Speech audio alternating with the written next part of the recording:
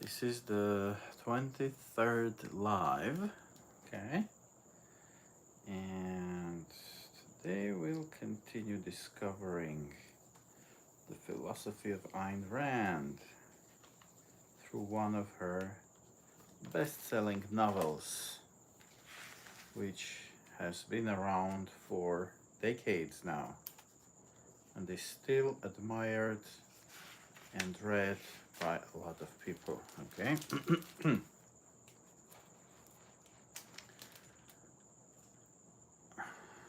Okay, this is an interesting quote. Page 455. This is Francisco d'Anconia talking to Henry Reardon. Two creators, two honest creators having an interesting exchange. Okay.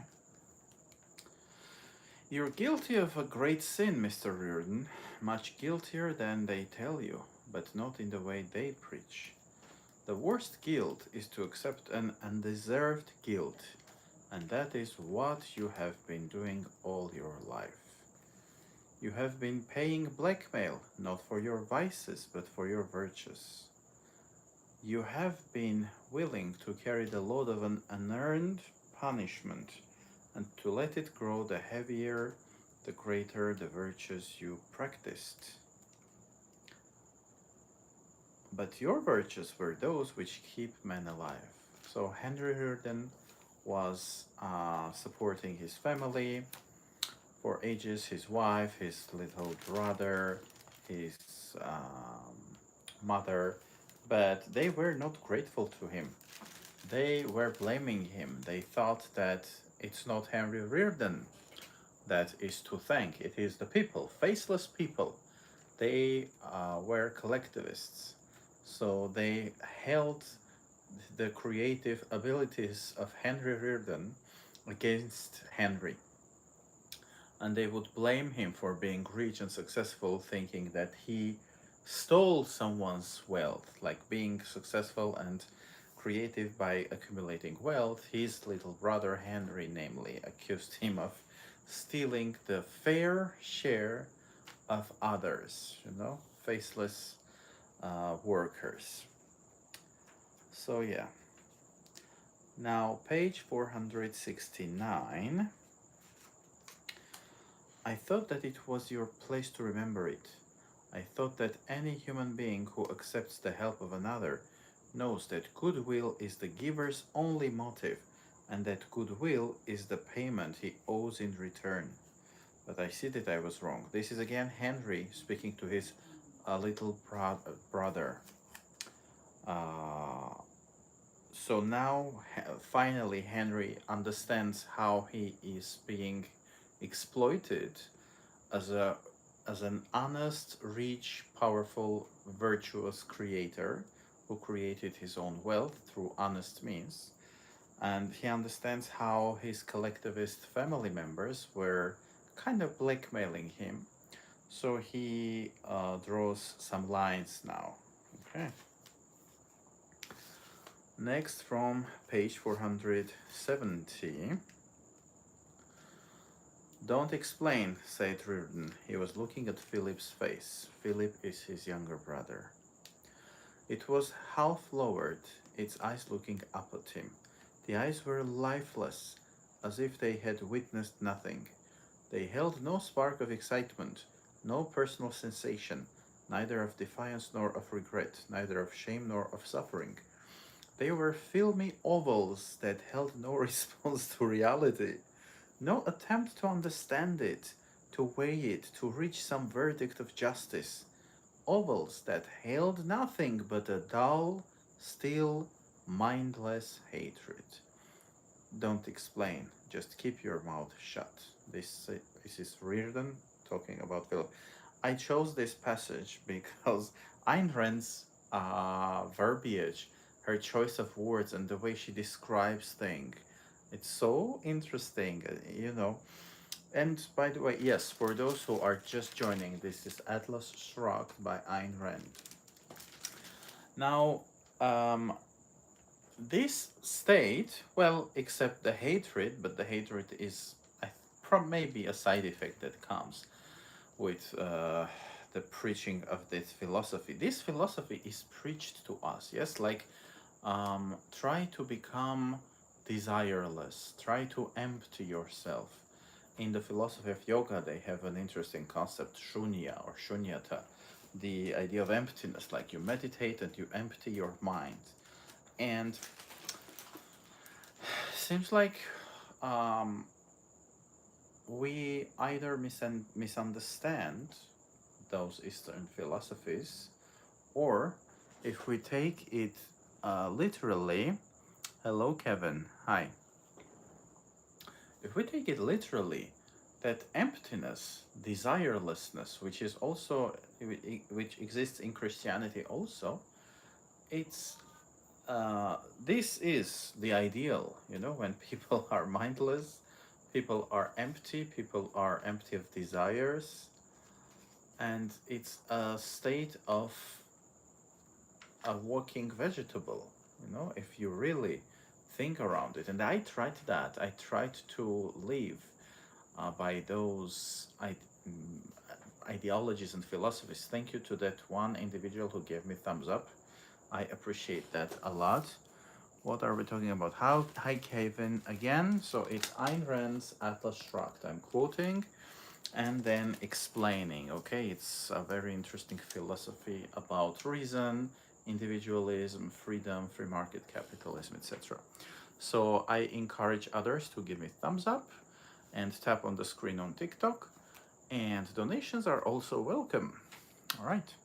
Comments too, by the way. Like, let me know where you guys are writing me from. Not really. I'm not a Freemason, although I like their symbol. I approached them actually, but interestingly, I was told no. So that's an interesting story on its own. Maybe I could tell that during this live or later, so we'll see. Yeah, so this idea of being desireless, being empty, being transparent is like a walking vegetable. Okay, next quote is from page 476. The newspapers had snarled that the cause of the country's troubles, as this case demonstrated, was the selfish greed of rich industrialists, that it was men like Hank Rearden who were to blame for the shrinking diet, the falling temperature, and the cracking roofs in the homes of the nation, that if it had not been for men who broke regulations and hampered the government's plans, prosperity would have been achieved long ago, and that a man like Hank Rearden was prompted by nothing but the profit motive. This last was stated without explanation or elaboration, as if the words profit motive were the self-evident brand of ultimate evil. Yeah, pretty collectivist, blaming everything and their falling economies on others who don't join them. This was the fashion in the USSR as well, by the way. Like they sometimes blamed the rotting West. This was a very prevalent term in the former USSR. In Russian, it is загнивающий Запад, the rotting West, meaning the collective West, like Europe and the US, the Northern America, etc. So they had like those 5-year plans, their ideas, and whenever it failed, of course, you know, all sorts of conspiracies against the West, and they usually did not admit their own faultiness and the fact that they would fail on their own, you know. Now, Kazakh, okay, we have the oldest Freemason cemetery in the country here. Oh, wow, where is it? Graves dating back to 1870. Wow, yeah, that's interesting. I saw some of those graves, I think. Yeah, and now Hank Rearden is also blamed for that. How about others? You can also let me know where are you guys writing me from and what interesting things you have around you. Newcastle Cemetery in California. Oh yeah, I'm in California too. Okay. I think I saw some of the pictures of those cemeteries on Instagram.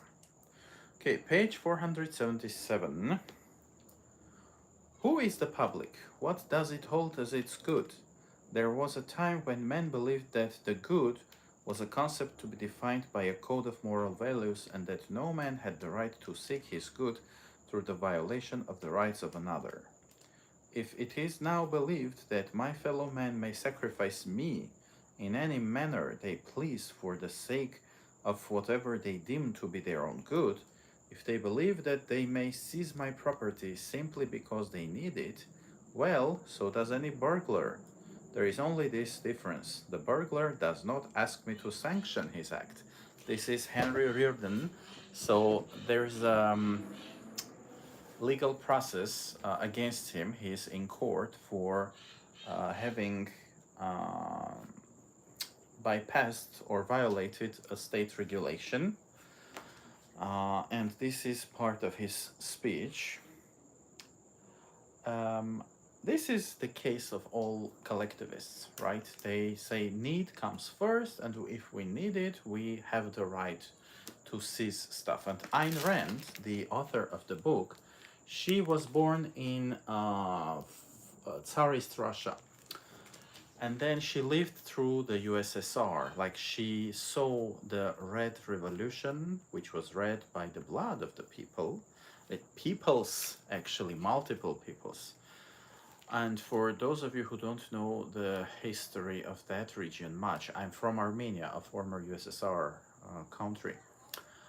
All the republics that were around Russia were Sovietized by force. The so-called Red Army, which was a Russian communist army, would enter those smaller republics, and all of them fell to the power of the brutes, like just physical violence, yeah?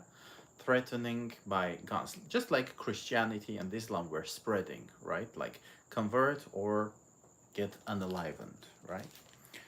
So, and collectivists, people who represent groups who think that their group is the only righteous one, yeah, are always like this. They uh, think that their needs and their ideology allows them to do whatever they wish. And this Machiavellian idea and justifies the means, meaning if I think that I'm doing something for the sake of the common good or some beautiful end, then I can reach that end by any means, meaning including terrible means like cheating, lying, killing, etc., which is criminal. You know, all criminals do that, right? And if you behave like that, then it makes you yet another criminal, right? Hi, whoever that is on TikTok, and you can tap on the screen on TikTok. Okay. Do I have other messages on TikTok? Is that the Bible? No, no, no. That's not the Bible. That's Ayn Rand's. It does look like the Bible. Look at this. It's Ayn Rand's Atlas Shrugged. Okay. Christian. No, that's not the Bible. And the philosophy of objectivism is actually kind of irreligious. You cannot, like, you cannot be an objectivist and believe in some human-like deity. There is one interesting concept in objectivism. It says reason is the only absolute, meaning you have to always use your reason and draw conclusions based on evidence instead of just blindly believing, you know? All right, page 480. I think it's, yes, Henry Reardon's speech. I am earning my own living, as every honest man must. I refuse to accept as guilt the fact of my own existence and the fact that I must work in order to support it. I refuse to accept as guilt the fact that I am able to do it and to do it well.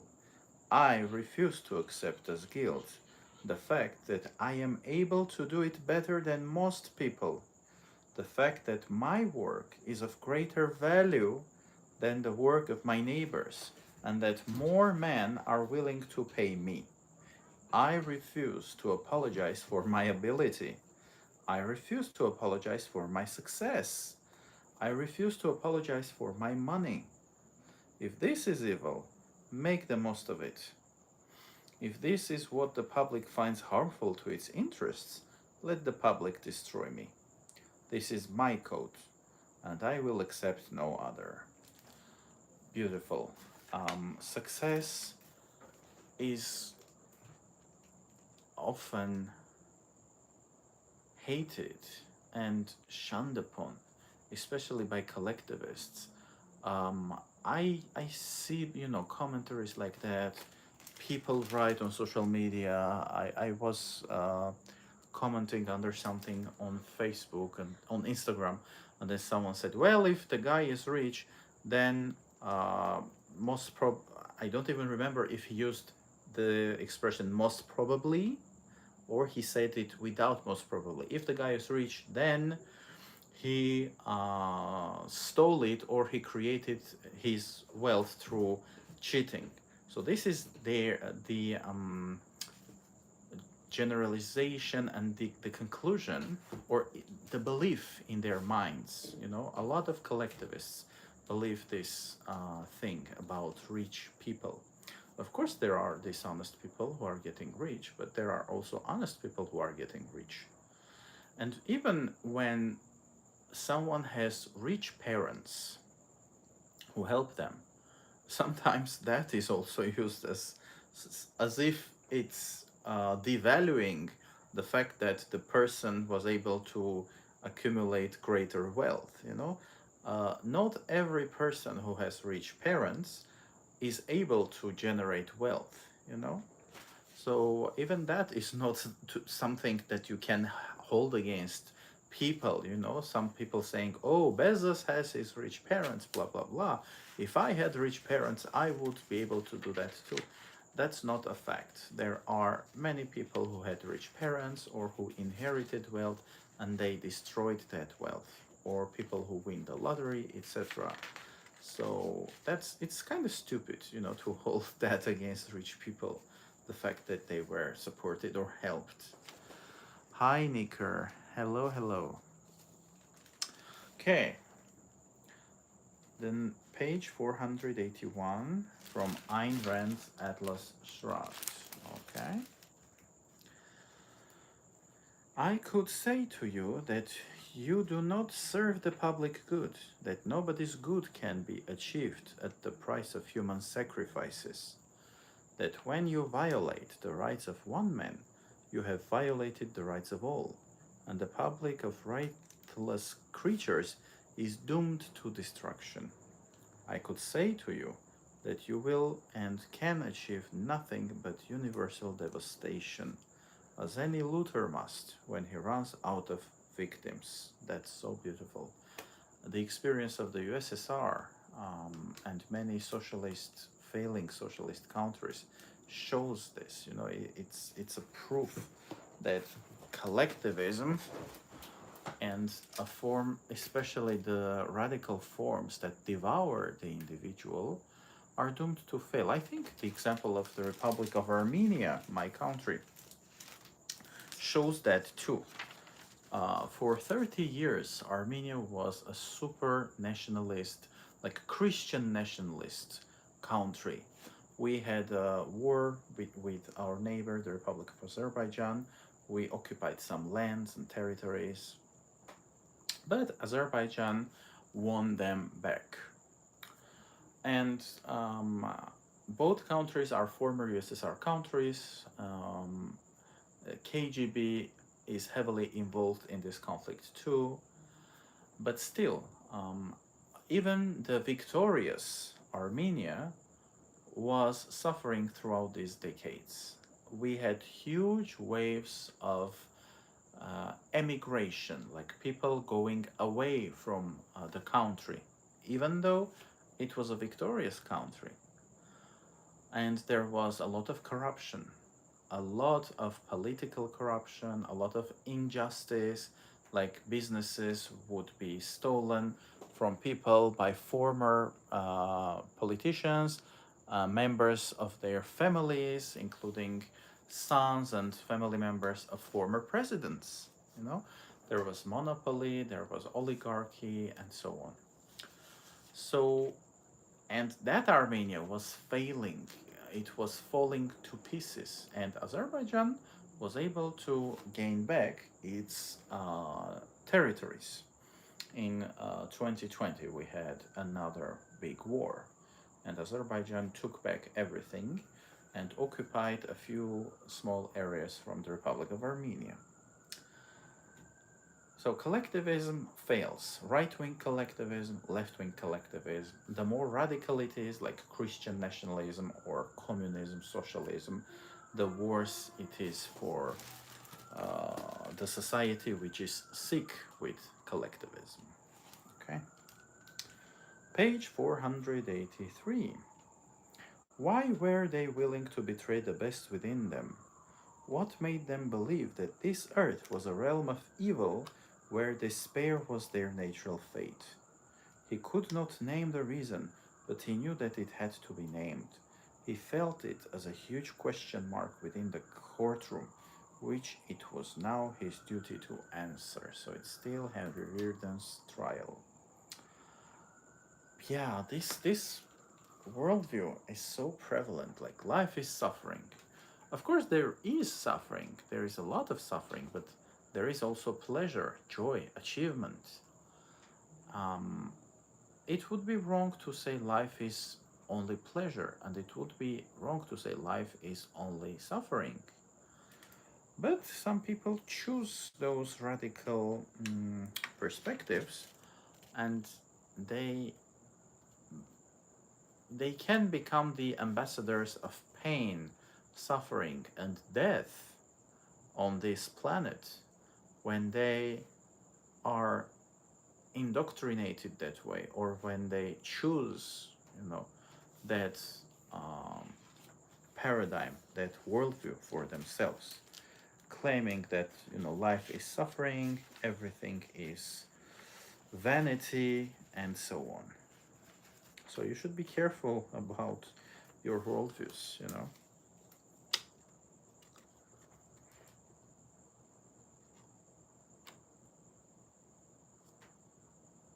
Oh, and there is a little part of dialogue between Henry Reardon and the judges. So, are we to understand, asked the judge, that you hold your own interests above the interests of the public? I hold that such a question can never arise except in a society of cannibals. What do you mean? I hold that there is no clash of interests among men who do not demand the unearned and do not practice human sacrifices. Are we to understand that if the public deems it necessary to curtail your profits, you do not recognize its right to do so? Why, yes, I do. The public may curtail my profits anytime it wishes by refusing to buy my product. We are speaking of other methods. Any other method of curtailing profits is the method of looters, and I recognize it as such. Mr. Reardon, this is hardly the way to defend yourself. I said that I would not defend myself. But this is unheard of. Do you realize the gravity of the charge against you? I do not care to consider it. Do you realize the possible consequences of your stand? Fully. And so on. So Reardon's stance in the court is that if you want to steal my property, you have to do it at the gunpoint. I'm not going to give away my wealth or feel guilty about the fact that I'm an honest business person who is forced into impotency, like economic impotency, because of the directives and legislation that strangles him. So this court trial is also very interesting, like when you read page after page. And Ayn Rand, some people call her graphomaniac, meaning she writes a lot. But there is an interesting thing about it, like it's very slow. And when you read page by page, sentence by sentence, it slowly builds itself, as some canvas of a painter. So if you learn to read slowly, and enjoying the process as opposed to struggling to get to the end or to find something hidden, then uh, you will understand more. You will have a deeper understanding of the things she's describing. And that's very, very beautiful. The way she, treats us with a lot of interesting stuff. Page after page after page. Okay. Now, I think I'll try to connect with someone on TikTok. Let's see if we might have some interesting guests. Okay, chocolate. Let's philosophy and literature. Hi there. What's that thing about on your hand? What you say? So I'm saying my life is about philosophy and literature. Would you be interested in talking about those themes? So philosophy and literature. Yeah. Read me a little paragraph. Okay, I was doing that. Yeah, let's take a little quote from somewhere. All right, so page 488. 488. All right. I think that the only real moral crime that one man can commit against another is the attempt to create, by his words or actions, an impression of the contradictory, the impossible, the irrational, and thus shake the concept of rationality in his victim. Interesting. So, what do you think of it? That's a nice little. So you seeing like a man depicting one another is an insult in a way. So, like, there are two people. Oh, right now, suppose I'm trying to tell you to dispose of your thinking mind. I'm trying to indoctrinate you through blind faith, telling you, well, your eyes are lying, your mind is creating illusions, this is all the matrix, don't think, your mind is powerless, just follow me or follow some leader or some deity, just dispose of your thinking mind. So telling me the world is fake and that the world is an illusion to Yeah. follow your influence. Yeah. That's pretty cool, but I feel like in a way some people do need that guidance, but like I don't think everybody else gonna fall into that path.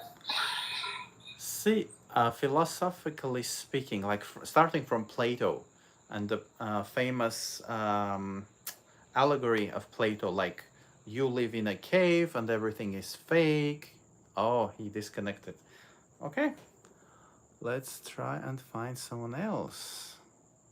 That's interesting. People are kind of afraid, even if you disagree, like you're a believer, you can just, continue your own path and try to prove me wrong or just introduce your own point of view. Okay. See, but he said some people need that. Wow. So some people need to be manipulated and lied to. Oh, I disagree with that. I disagree. That's a manipulator's perspective, I'd say.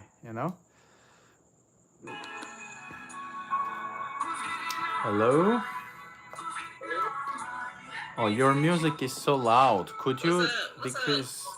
Hey, could you please decrease the volume a little bit? Thank you. So, my life is about philosophy and literature. Would you be interested in Talking about philosophy a bit? I can hear you out for the most part. Okay, okay.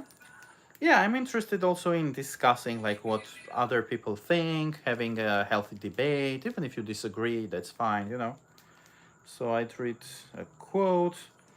Yeah, the last quote was kind of interesting. Let me find it again. Yeah.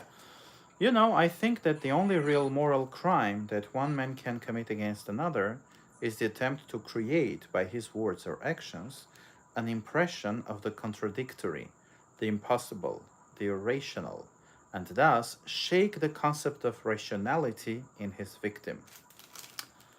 So, in other words, right now, if I try to tell you that you should not follow your reason, you should just follow me or some other leader or some deity, just dispose of your thinking brain, then that's the only crime.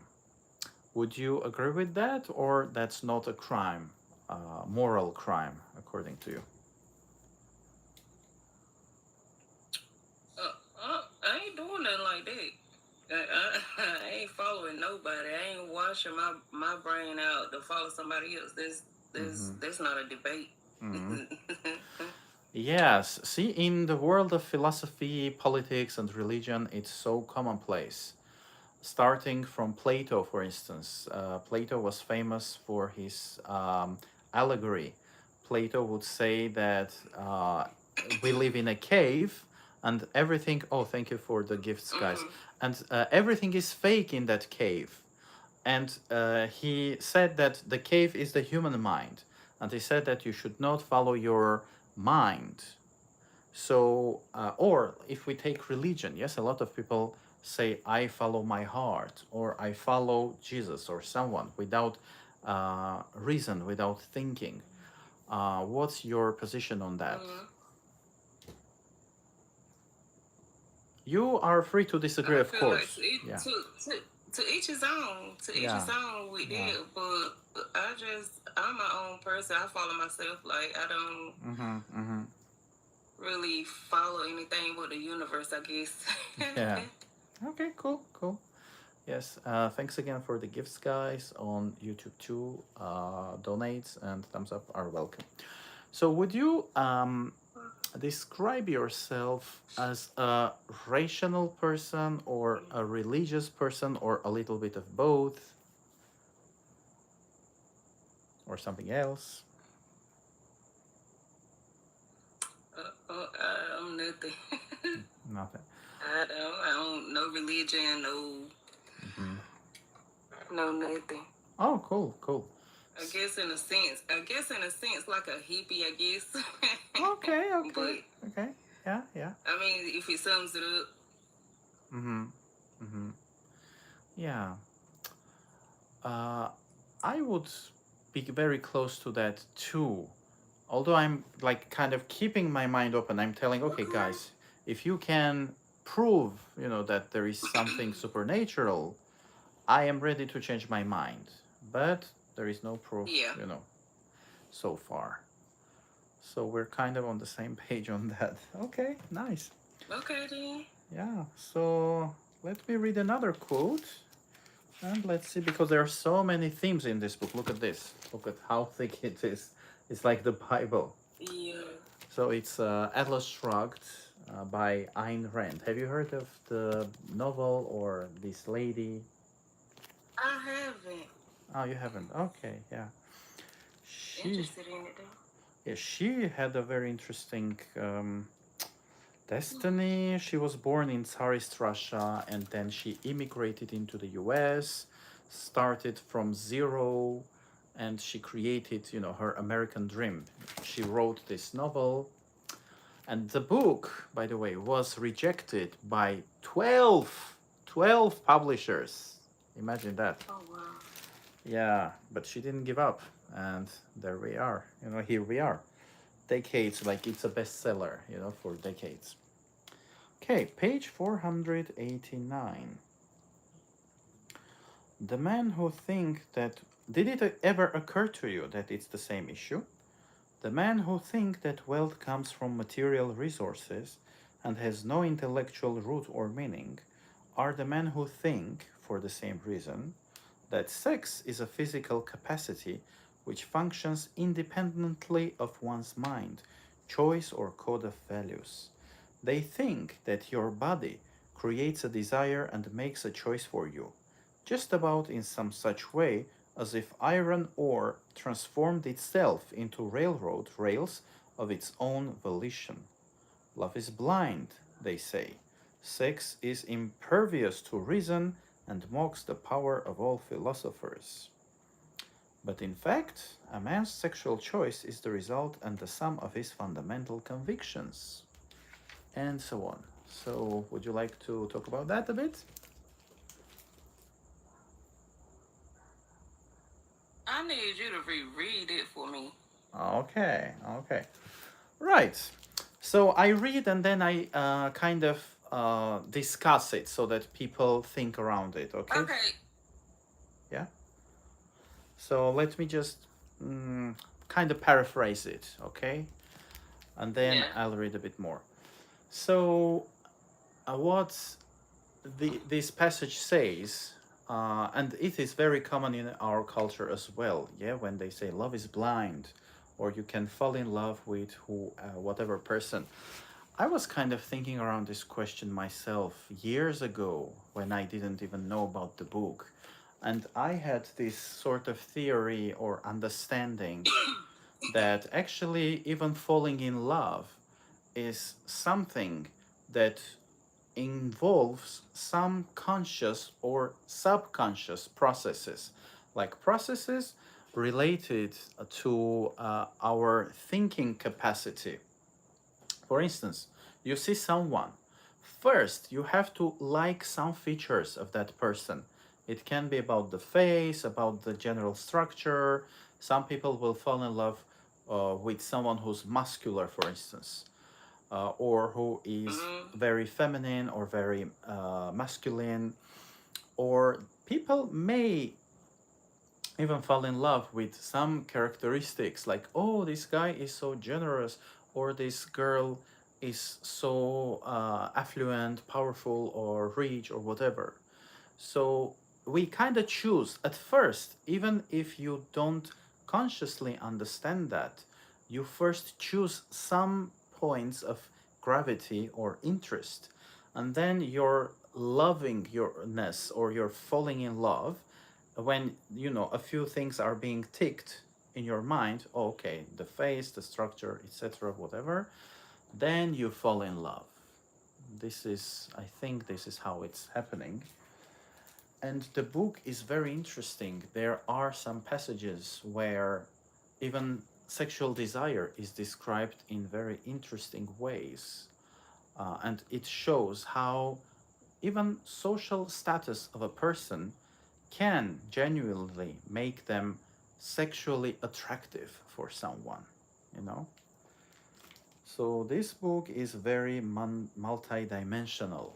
Um, it's about economy, philosophy, sexuality, etc. Very, very rich. Can you hold the book up again so I can screenshot Oh, it, please? sure. Isn't it mirrored though? Can you read the name and stuff? Yes. Yeah, okay, cool. If you can read, that's fine. And I'll also go ahead and write down a commentary, okay? So that you or others can do that. Okay, now let me just respond to someone's commentary because I cannot just write a comment. Okay, there it is. I found someone. Reply. Okay, now. So the book's title is Atlas Shrugged by Ayn Rand. Ayn Rand is the literary name of the lady, okay? The author, she created her own philosophy. In that she's quite unique. The name of her philosophy is objectivism. So, yeah, she has fiction books like this. It's a novel, And she has non-fiction books as well, explaining her philosophy, and it's very, very interesting. It's giving you some, nice mental tools, especially if you're not about belief and not about emotions. If you feel like, reason is important and you want to analyze for yourself, this can be very helpful, actually.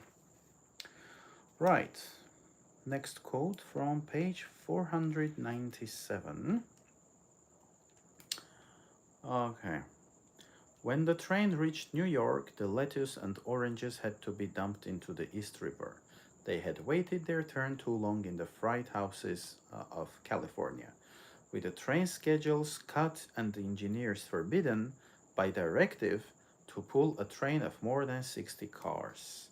Nobody but their friends and trade associates noticed that 3 orange growers in California went out of business, as well as 2 lettuce farmers in Imperial Valley.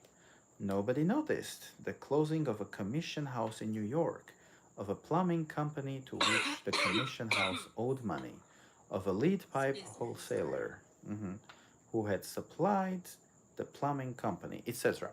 So the book is also very rich in terms of economy and how this type of crony capitalism, the bad form of capitalism, and bureaucracy works when powerful people make very subjective legislation, like which is around their own interests as groups, how it harms the business and the people.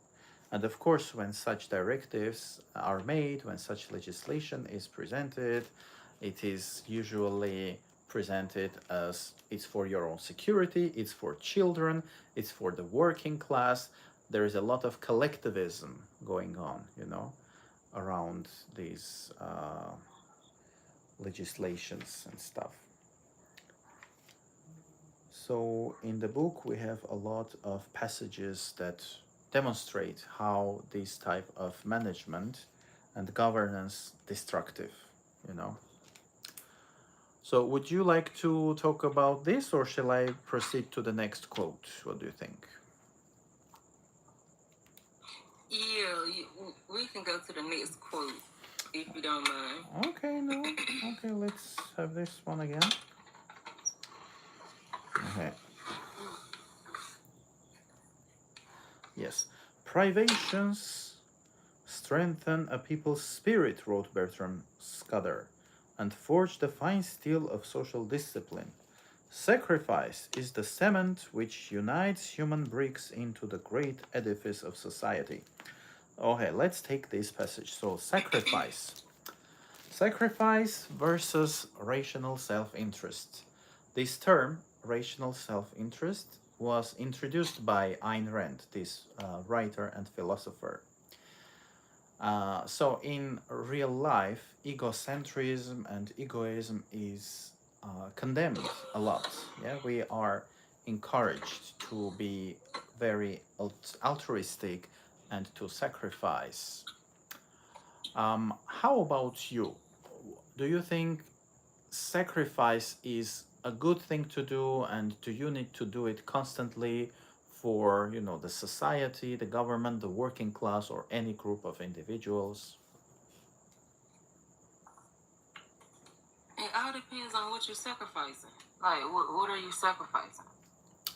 Okay, suppose they demand your income, like a portion of your income, like you're earning, like you're making $2,000 a month, and they're like, you should give us 200 or 400 of that for the sake of a collective. It can be the government, the church, women, the working class, and so on. Any collective, any group of people.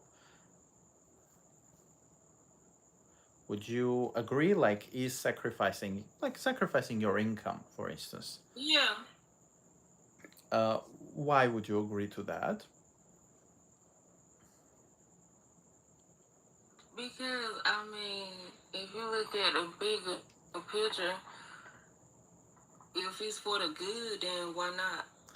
Yeah, by the way, there's a big important thing to consider. So, sacrifice is when it hurts you. Like when you do it by your own will. Oh no, if it hurts me, then I ain't sacrificing. Yeah, yeah. Like, yeah, it's fine. Like the philosophy of objectivism. If it hurts me in the end, wow. Yeah, yeah, that's, that's the meaning behind sacrifice. It needs to hurt you. Or else, yeah, I also donate to some things, like I donated to the Ukrainian army, to Wikimedia Foundation, to keep Wikipedia, etc. So, when we give to causes or people or groups we care about, and we do it on our own, that's not sacrifice. That's kind of investment. But so sacrifice is culturally praised, like in Christianity, in communism and socialism. They're like, no, you should sacrifice. So you would go. What's your thoughts on it?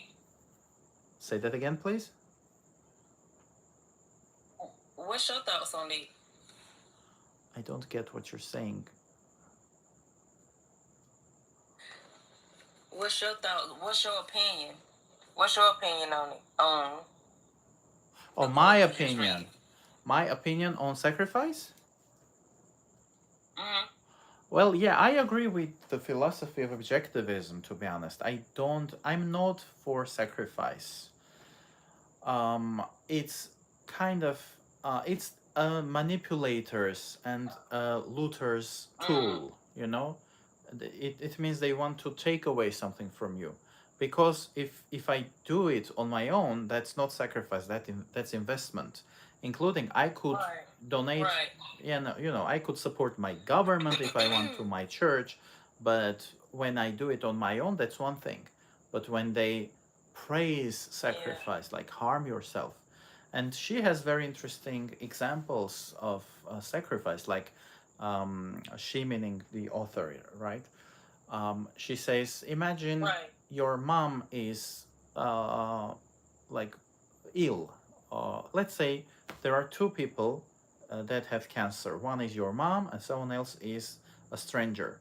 So pure altruism and sacrifice would mean to support that stranger, because that would be more painful to you, and you would not sacrifice. Because if you help your mom, that's still egotistical. That's your mom. Yes, that's my mother. That's why I help her. So Christianity and a lot of collectivism, they praise sacrifice. Like the Pope of Rome, when he washes the feet of strangers, for instance, yeah, that's a form of pure altruism. It may look good, it may look beautiful. We can praise, yeah, we can say, oh wow, that's so nice, that's cool. But still, it's one thing when you do it consciously.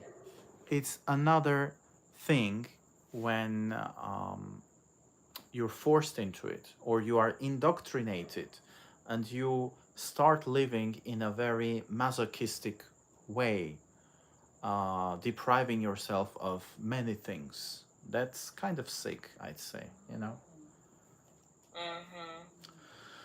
All right, it was nice meeting you.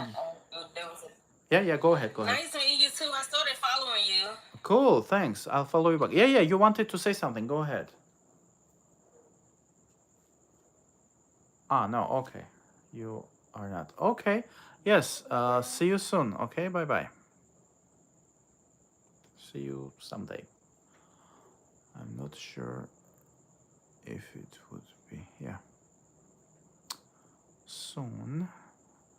Okay, yeah, we're good. One last quote maybe for today? Or shall I try again to find someone on TikTok and talk about the philosophy of objectivism?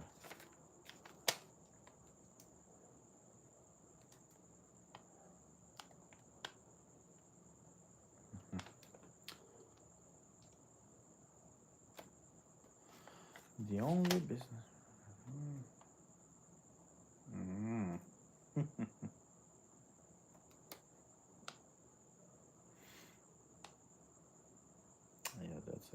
think take.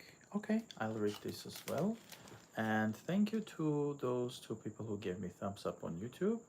I encourage others to do the same. Okay. And on TikTok as well, 81 people tapped on the screen. Thank you very much for the gifts and for the taps. I appreciate that. The only business boom that winter came to the amusement industry. People wrenched their pennies out of the quicksands of their food and heat budgets and went without meals in order to crowd into movie theaters in order to escape for a few hours the state of animals reduced to the single concern of terror over their crudest needs. In January, all movie theaters, nightclubs, and bowling alleys were closed by order of Wesley Mauch for the purpose of conserving fuel. Pleasure is not an essential existence, wrote Bertram Scudder. Yeah, this makes me think of the USSR again. You know, technically, I was born in the USSR. I am born in 1999, and my birth certificate is, Soviet. um, there too,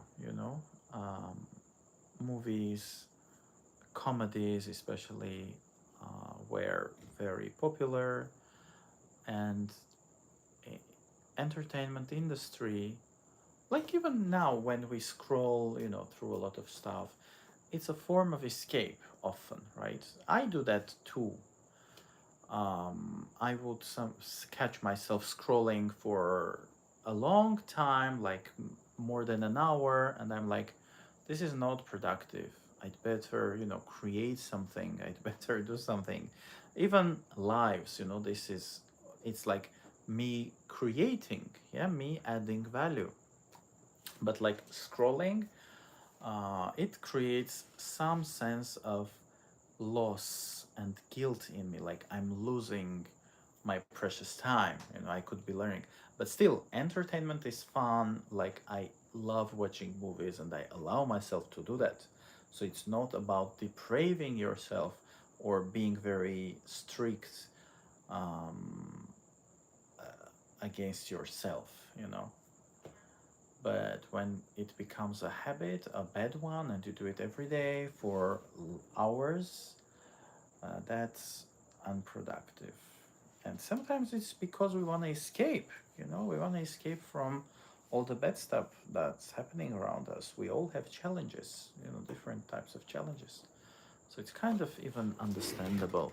Okay, let me see if I can find someone else on TikTok, and if we could have some interesting conversation around philosophy.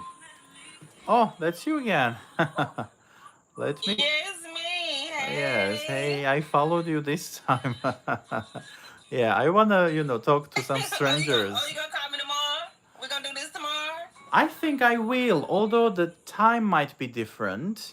Maybe I might do this a little earlier, but I'm trying to do it almost every day. Okay, so what's your time frame over there? So I'm in LA now. It's 12 a.m. Where are you? What time is it? Oh yeah, you 3 hours behind me. Okay, so I might tomorrow. Yeah. So it's 3 here. Yeah, tomorrow I might start maybe 4 or 5 hours earlier. But if you're interested, you could Okay. send me a message, and that way I will remember that, I can, before going live, I can just send you a message and tell you I'm going live, okay? Okay, that's cool. Yeah, all right, so high I make five sure to I you. do that. Yeah, cool. See you. High five it. Yeah, bye. Oh, yeah, nice, nice. I like her energy, I like her attitude. Cool. Um, or no, I don't want to call it a day yet. Let's try. Let me make one extra step and hope for the best. Sometimes, we have a-holes on TikTok, sometimes nice people. So I'll just try again. Okay, 3 people said no. Hello. Hi there. Would you So, like to battle? hey, Damn, y'all related? not really. My There's no way y'all foreheads is this big and y'all not related to him. Well, big forehead is a sign of Why she intellect. leave, twin? No, you need to Because get it your was ass the kind fuck of on too, twin. your Get on, twin. attitude. I don't know what she did, but can you do that? Oh, yeah, it was your attitude that Oh, forced yeah. her. Can you please do it? I'm Yeah. asking. Please. Yeah. Yeah. Get the fuck on. Your mind is so little, Bro, tiny. no, I know that. Bye bye. Yeah, that's what I'm saying. Yeah, some people are so bitter and funny. Okay, I'll try again. Let's see if we can have some intelligent, polite, smart people. Okay, someone is connecting, but they seem to be having connection issues. Hi there. Good morning.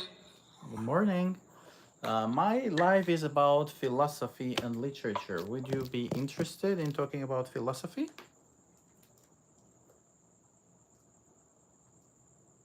Do you hear me? What is that? It's a book. Are you asking what is philosophy or what book is it?